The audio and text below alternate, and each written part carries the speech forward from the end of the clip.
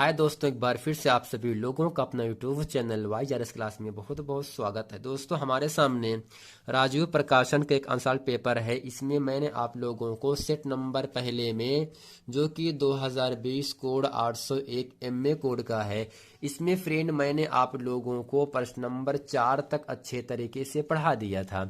आज की इस वीडियो में हम पढ़ेंगे प्रश्न नंबर 5 और प्रश्न नंबर 5 में का और खा करके दो प्रश्न दिया गए हैं।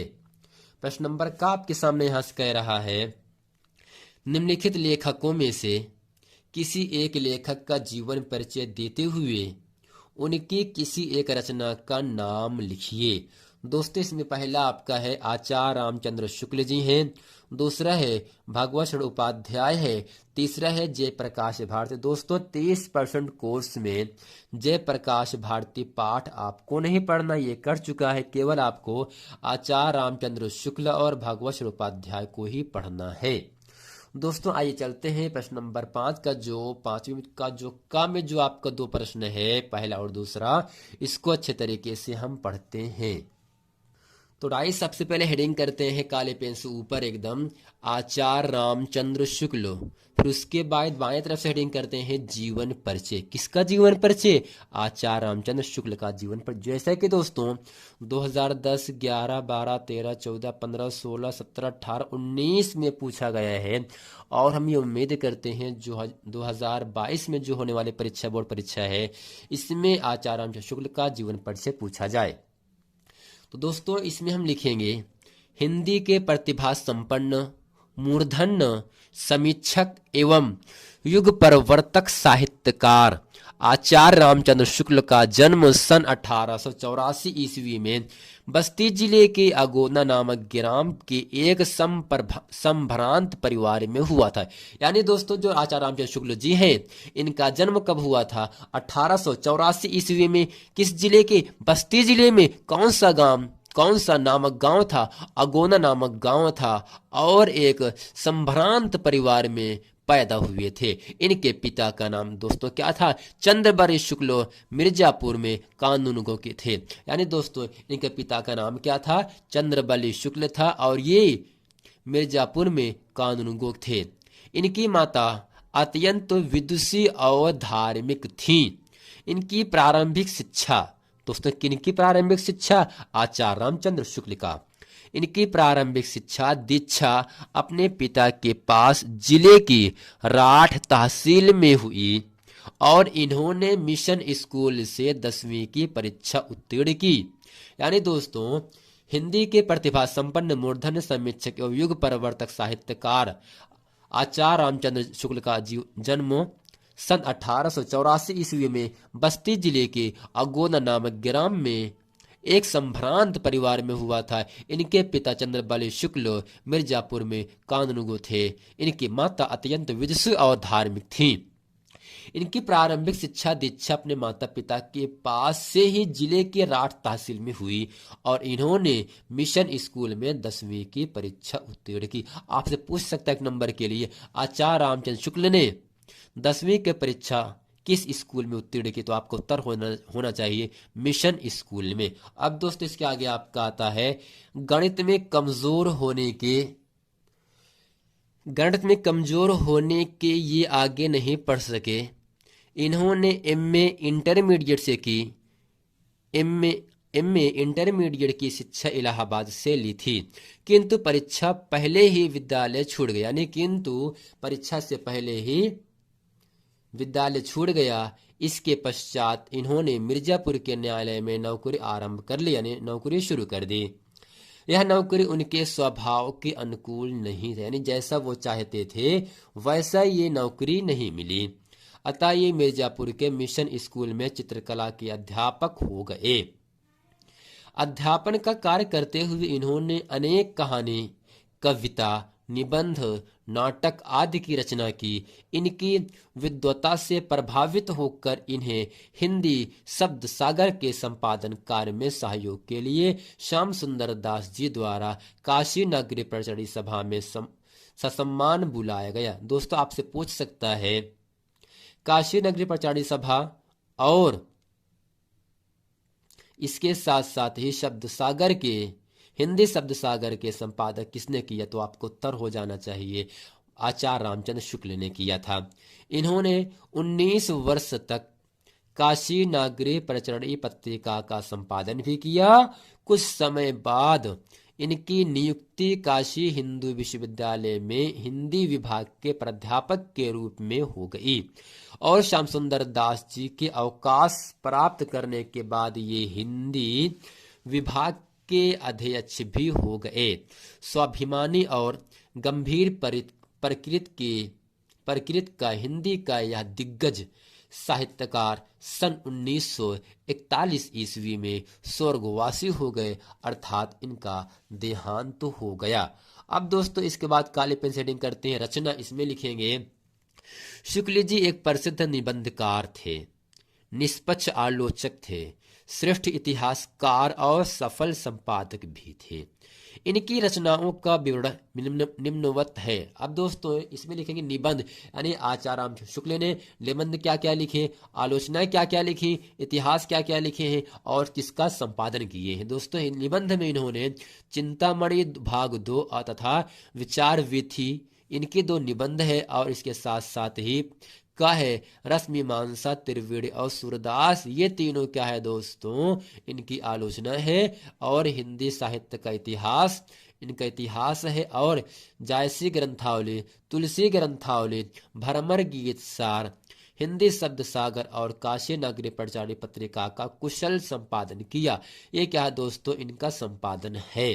अब दोस्तों इसके बाद लिखेंगे हम इसके अतिरिक्त शुक्ल जी ने कहानी 11 वर्ष का समय, कहानी का नाम दोस्तों क्या है 11 वर्ष का समय, काव्य रचना, अभिमन्यु वध तथा कुछ अन्य भाषाओं से हिंदी में अनुवाद भी किए, जिनमें मेगस्थनीज का भारतवर्षीय विवरण, आदर्श जीवन, कल्याण का आनंद, विश्व प्रबंध, बुद्ध चरित काव्य आदि प्रमुख हैं। दोस्तों इनको साहित्य में स्थान क्या मिला, इसमें लिखेंगे दोस्तों यहां से हम हिंदी निबंध को नया आयाम देकर उससे ठोस धरातल पर प्रतिष्ठित करने वाले शुक्ल जी हिंदी साहित्य के मूर्धन्य आलोचक, श्रेष्ठ निबंधकार, निष्पक्ष इतिहासकार, महान शैलीकार एवं युग परिवर्तक साहित्यकार थे।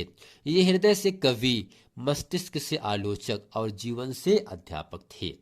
हिंदी साहित्य में इनका मूर्धन्य स्थान है। इनकी विलक्षण प्रतिभा के कारण ही इनके समकालीन हिंदी गद्य के काल को शुक्ल युग के नाम से संबोधित किया जाता है या कहा जाता है। दोस्तों ये था पंडित आचार्य रामचंद्र शुक्ल का जीवन परिचय। दोस्तों उम्मीद करते हैं इनका जीवन परिचय अच्छे तरीके से आप समझ गए होंगे। अब दोस्तों इसके बाद इनका अगला जीवन परिचय आज आपको मिलता है यहाँ से डॉक्टर भगवत उपाध्याय। जैसा कि दोस्तों जो प्रश्न है 2010, 11, 12, 13, 15, 16, 17, 18, 19 में पूछा गया है किसका, भगवत उपाध्याय का। दोस्तों इसमें हेडिंग करते हैं जीवन परिचय काली पेन से। इसमें लिखेंगे भगवत उपाध्याय का जन्म सन 1910 ईस्वी में। कब दोस्तों? सन 1910 ईस्वी में बलिया। अब बलिया किस जिले में है दोस्तों, किस राज्य में है दोस्तों? उत्तर प्रदेश राज्य में है। यानी सन 1910 ईस्वी में बलिया अर्थात उत्तर प्रदेश जिले के उजियारपुर नामक ग्राम में हुआ था। किसका जन्म? भगवत उपाध्याय का। इनकी प्रारंभिक शिक्षा अपने ग्राम में, अपने गांव में ही हुई। उच्च शिक्षा प्राप्त के लिए ये बनारस आए और काशी हिंदू विश्वविद्यालय से प्राचीन इतिहास में एमए की परीक्षा उत्तीर्ण की, यानी पास की एमए की परीक्षा। ये संस्कृत साहित्य और पुरातत्व के अध्येता तथा हिंदी साहित्य के उन्नायक रहे हैं। ये प्रयाग एवं लखनऊ संग्रहालयों के पुरातत्व विभाग के अध्यक्ष भी रहे हैं। इन्होंने पिलानी स्थित बिड़ला महाविद्यालय में प्राध्यापक के पद पर भी कार्य किया। तत्पश्चात यानी उसके बाद विक्रम विश्वविद्यालय उज्जैन में प्राचीन इतिहास विभाग के प्रोफेसर एवं अध्यक्ष पद पर कार्य करके अवकाश ग्रहण किया और देहरादून में अस्थायी रूप से निवास करते हुए साहित्य सेवा में जुट गए। अगस्त सन 1982 ईस्वी में इस मनीषी साहित्यकार ने इस असार संसार से विदा ले ली। अर्थात दोस्तों 1982 ईस्वी में इस मनीषी साहित्यकार ने इस असार संसार से क्या हो गया, ये विदा हो गया, अर्थात इनका स्वर्गवास हो गया। अब दोस्तों इसके बाद हेडिंग करते हैं इनकी रचना। इसमें लिखेंगे उपाध्याय जी ने हिंदी में तो विपुल साहित्य की रचना की है, किंतु अंग्रेजी में भी इनकी कुछ एक प्रसिद्ध रचनाएं हैं। इनकी उल्लेखनीय रचनाएं निम्नलिखित हैं। दोस्तों पहला आपका है पुरातत्व, मंदिर और भवन, भारतीय मूर्तिकला की कहानी, भारतीय चित्रकला की कहानी, कालिदास का भारत। इन पुस्तकों में प्राचीन भारतीय संस्कृति, साहित्य और कला का सूक्ष्म वर्णन हुआ है। किसमें दोस्तों? पुरातत्व में। अब दोस्तों दूसरा आपका यहाँ से आता इतिहास, खून के छींटे। इतिहास साक्षी है, इतिहास के पन्नों पर प्राचीन भारत का इतिहास, साम्राज्यों का उत्थान पतन आदि। इन पुस्तकों में प्राचीन इतिहास को साहित्यिक सरसता के साथ प्रस्तुत किया गया है। अब दोस्तों इनकी आलोचना क्या क्या है? विश्व इतिहास की रूपरेखा, साहित्य और कला, कालिदास आदि। इन ग्रंथों में साहित्य के विभिन्न पक्षों पर प्रकाश डाला गया है। अब दोस्तों इनकी जो कुछ यात्रा वृत्त है, ये क्या है? कलकत्ता से पीकिंग, सागर की लहरों पर, मैंने देखा लाल चीन आदि। इनमें इनकी विदेश यात्राओं का सजीव विवरण है। अब दोस्त इसमें बात आपके लिखेंगे संस्मरण और रेखा चित्र। इसमें लिखेंगे मैंने देखा, ठूठा आम। इनमें स्मृति के साथ साथ संवेदना के रंगों से भरे सजीव शब्द चित्र उभारे गए हैं। अब दोस्तों छठवां आपका आता है यहाँ से अंग्रेजी ग्रंथ, India in Kalidasa, women in Rigveda तथा एशियंट इंडिया। अब दोस्तों इसके बाद हेडिंग करते लिखेंगे साहित्य में इनका स्थान क्या रहा।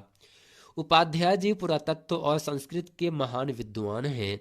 उन्होंने अपने गंभीर और सूक्ष्म अध्ययन को अपनी रचनाओं में साकार रूप प्रदान किया है। वे हिंदी के पुरातत्वविद, भारतीय संस्कृत के अध्येता, रेखा चित्रकार और महान शैलीकार थे। विदेशों में से दिए गए उनके व्याख्यान हिंदी साहित्य की अमूल धरोहर है।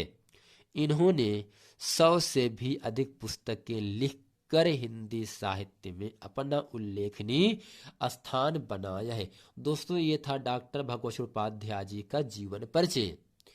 दोस्तों जो जीवन परिचय एग्जाम में 3 नंबर के लिए आपसे पूछा जाता है, जिस प्रकार से हम आपको बताए हैं कहाँ कैसे हेडिंग करना है, उसको आप लोगों को अच्छे तरीके से याद रख करके उसको लिखना है और इन सब का जीवन परिचय अपने मन में याद कर लेना है, और ताकि इम्तहान में आए आप इसे अच्छे तरीके से कर पाओ और आपको अच्छा अंक प्राप्त में हो। दोस्तों मिलते हैं नेक्स्ट वीडियो में, तब तक के लिए थैंक यू।